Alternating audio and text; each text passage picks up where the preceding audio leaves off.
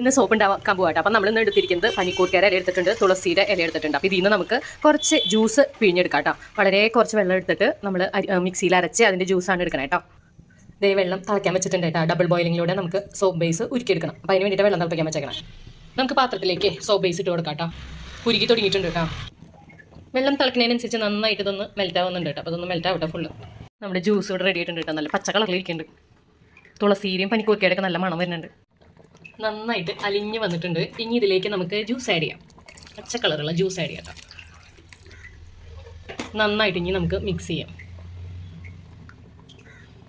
മരത്തിൻ്റെ ഒരു കോലാട്ടം എടുത്തിരിക്കണേ മിക്സ് ചെയ്യാനായിട്ട്. നന്നായിട്ടൊന്ന് മിക്സ് ചെയ്യാം കേട്ടോ. നല്ല മണമൊക്കെ ഉണ്ട്. ഇതിൽ ആർട്ടിഫിഷ്യൽ മണം സ്മെല്ലൊന്നും ആഡ് ചെയ്തിട്ടില്ല. നമ്മുടെ പനിക്കൂർക്കയുടെ അതുപോലെ തുളസിയുടെയും സ്മെല്ലാട്ടോ ഇതിലുള്ളത്. പിന്നെ ഇതിൽ വേണമെങ്കിൽ കുറച്ച് വെളിച്ചെണ്ണ അല്ലെങ്കിൽ ഇതിൽ നമ്മുടെ ഓയിലൊക്കെ ആഡ് ചെയ്യാം കേട്ടോ. ഞാൻ വെളിച്ചെണ്ണ ആഡ് ചെയ്തിരിക്കുന്നത്, അതാ ജ്യൂസിൽ ആഡ് ചെയ്തിട്ടുണ്ടായിരുന്നു. ഇത് നമുക്ക് മോൾഡിലേക്ക് മാറ്റി ഒഴിക്കാം. വെളിച്ചെണ്ണ അല്ലെങ്കിൽ ആൽമണ്ട് ഓയിൽ ഒഴിക്കാം കേട്ടോ. നമ്മൾ മോൾഡ് നിരത്തി വെച്ചിട്ടുണ്ട്. ഇനി ഇതിലേക്ക് നമ്മൾ ഒഴിച്ച് കൊടുക്കുകയാണ് വേണ്ടത്.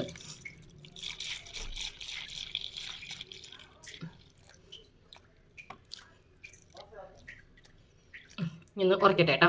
അതേ സോപ്പ് നല്ല കട്ടിയായിട്ട് വന്നിട്ടുണ്ട് കേട്ടോ. ഇനി നമുക്ക് ഒന്ന് എടുക്കാം. എടുക്കട്ടെ കേട്ടോ. ഞാൻ ആദ്യം സ്ക്വയർ ആയിട്ടുള്ളൊരു പാത്രത്തിൽ ഒഴിച്ചിട്ടാണ് ചെയ്തത്. ബിക്കോസ് ഇതിൻ്റെ താഴെ ഹോളായി മോൾഡിൻ്റെ. അപ്പോൾ നമുക്കൊന്ന് എടുക്കാം കേട്ടോ. നമ്മുടെ ആയുർവേദ സോപ്പ്, നാച്ചുറൽ കളറും നാച്ചുറൽ സ്മെല്ലുള്ള നല്ല സോപ്പ് കേട്ടോ തയ്യാറ്.